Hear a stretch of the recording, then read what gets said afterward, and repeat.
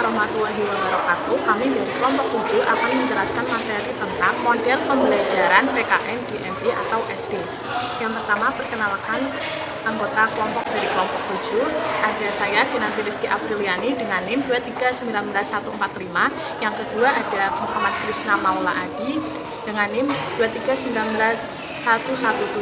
Yang ketiga ada Akila Fadia Jaya dengan NIM 2319132. Yang keempat ada Vina Fitriani dengan NIM 2319134. Langsung saja, materi yang pertama, pengertian model pembelajaran.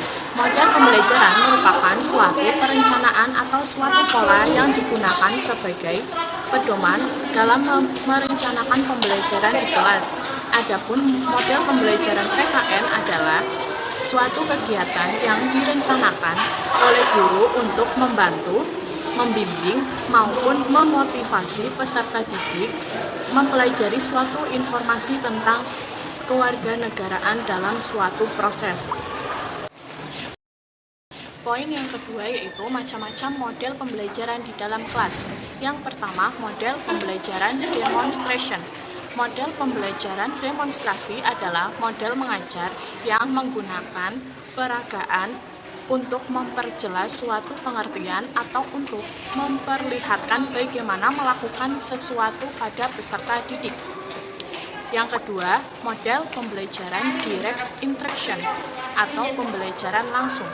Model pembelajaran ini adalah model pembelajaran yang menekankan pada penguasaan konsep atau perubahan perilaku dengan mengutamakan pendekatan deduktif. Yang ketiga, model pembelajaran group investigation.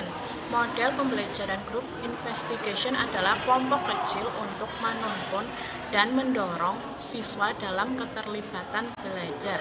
Model ini menuntut siswa memiliki kemampuan yang baik dalam berkomunikasi maupun dalam keterampilan proses kelompok. Dan yang keempat, ada model pembelajaran inquiry based learning.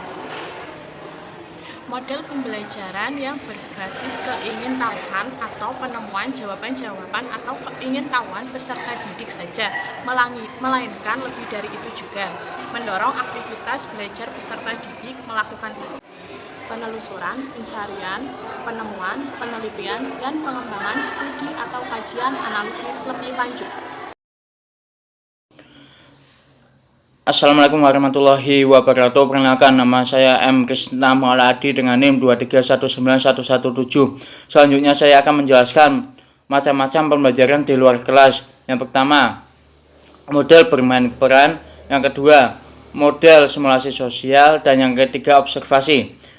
Model bermain peran.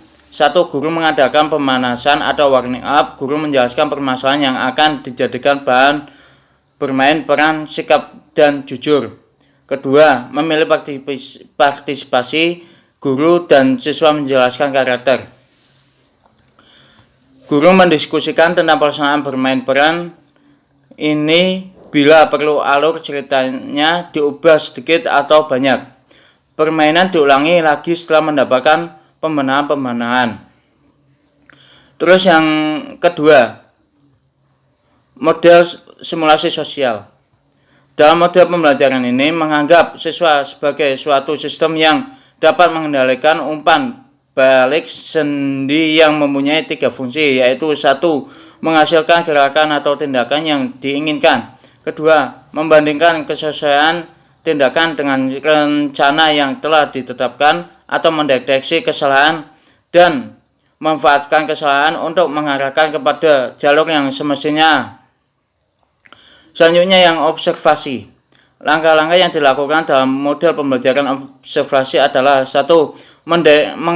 Mengidentifikasi masalah. Kedua, siswa dibagi ke dalam beberapa kelas. Setiap kelompok terdiri dari 4-5 orang. Setiap kelompok akan mendapatkan tugas yang sama, tetapi mengobservasi masalah yang berbeda, dan setiap kelompok memaparkan hasil observasi.